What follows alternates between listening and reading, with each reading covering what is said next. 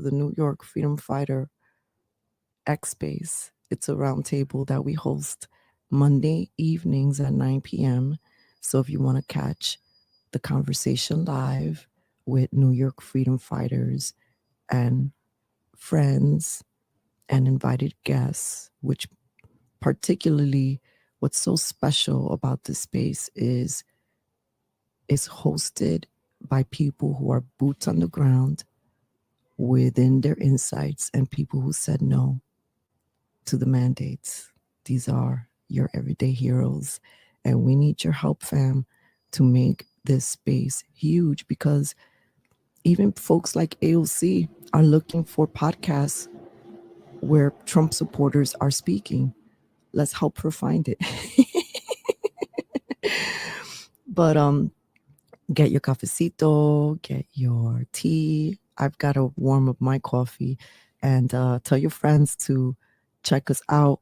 The show could be listened to on X, on New York Stands Together, on Cafecito Break Rumble, and later on it will be published onto our Substack and YouTube. The information war is still here, and we really do need your help. It is crazy that with all of the connections that we have, we don't have a bigger channel. Que tremendo bullshit. You guys can make that different and change for us. We host a space with Mark Fun Y, who, if you guys don't know, Mark Fun Y is someone who is very learned in the politic arena, and he ran for office, and he has real reason to believe that the election was stolen from him. And he's not the only one we have reason to believe the election was stolen from. I stand alone, myself, words by Ra only. I truly believe that a few years back, Lee Zeldin won. But who am I to really be able to prove that? I don't have the records, right? And then we saw what happened with Cara Castronova when she was running. And then we saw what happened with Tina 40. She didn't beat AOC. We wanted her to beat, but she did get more people in her district who always vote blue to vote for Tina 40. And so change is happening in New York. Change is happening slowly. Change would have happened maybe a little faster had it not been for all of the censorship, this media censorship complex. We've been telling you for years, Cafecito Break has been telling you for like 10 years, we're crossovers from the MTV industry. But as always, I call it the Jesus effect. The people who are right under your nose do not see the things that you are connected to, do not understand and do not value you, but people outside your inner circle do, or maybe within your realm. And so that has happened to many of us here who are on this fight, and many folks have lost their livelihoods, have had to move out of New York.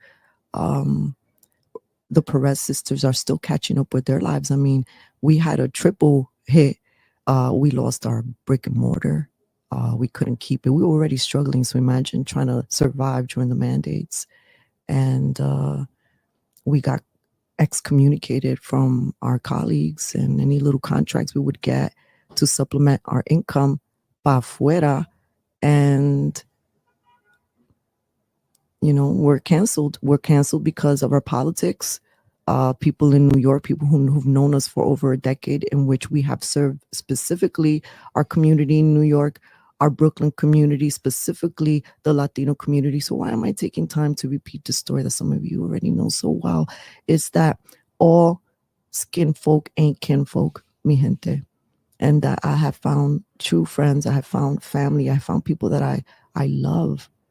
And I'm sharing it with you here on this space.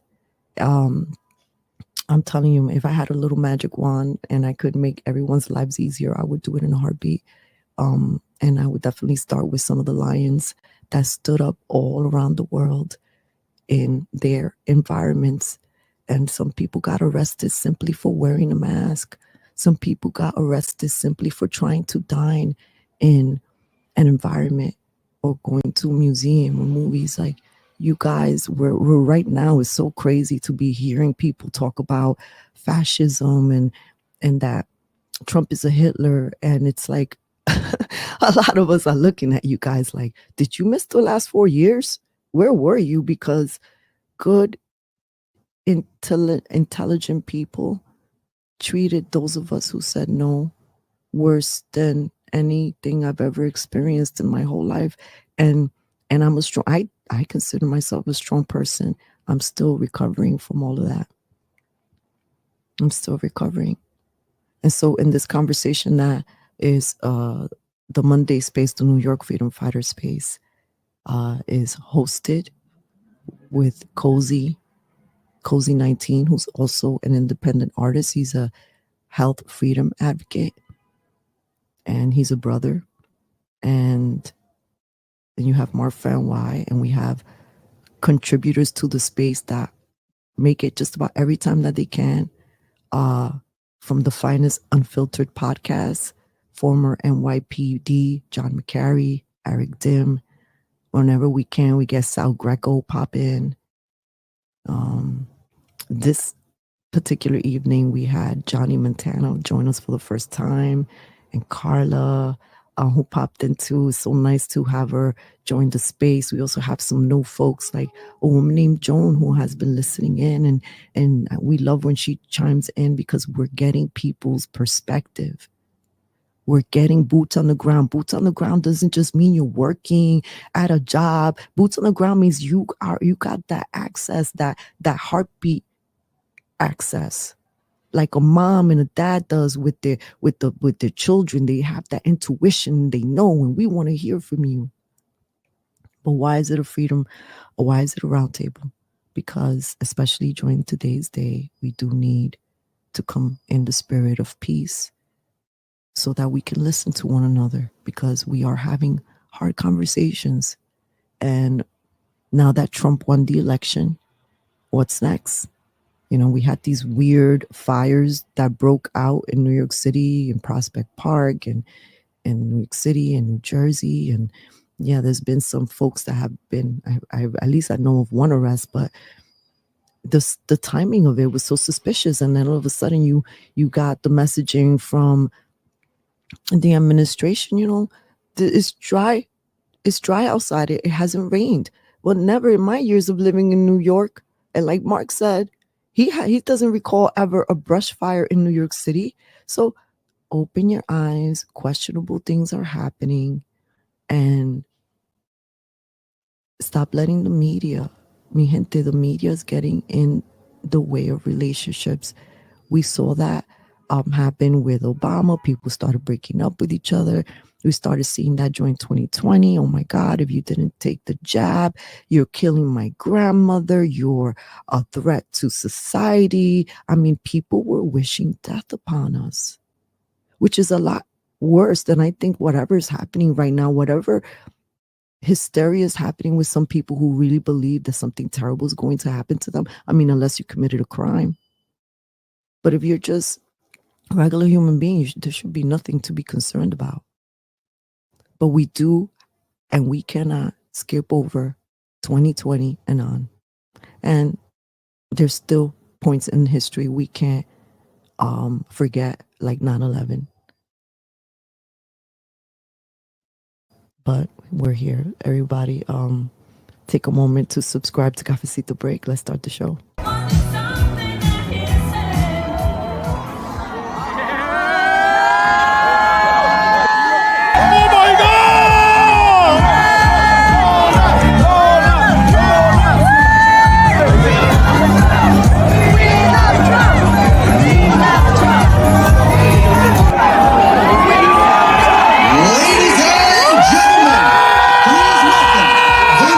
President of the United States.